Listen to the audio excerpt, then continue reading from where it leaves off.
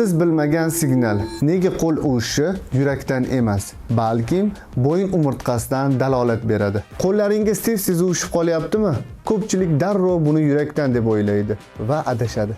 Aslida barmoqlar uchigacha boradigan asab tolalar bo'yin umurtqasidan boshlanadi. Agarda bo'yinda protruziya yoki churra bo'lsa, u nerv tomirlarini qisib qo'yadi.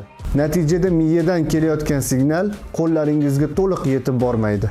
Bu esa uvishish, sanchiq va quvvatsizlik bo'lib namoyon bo'ladi.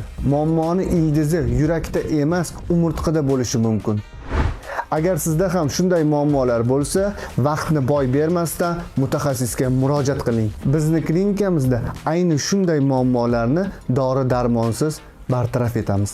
Sizda ham qo'l uvishi kuzatilganmi? Izohlarda yozib qoldiring. Shunday qiziqarli ma'lumotlarni o'tkazib yubormaslik uchun sahifamga obuna bo'ling.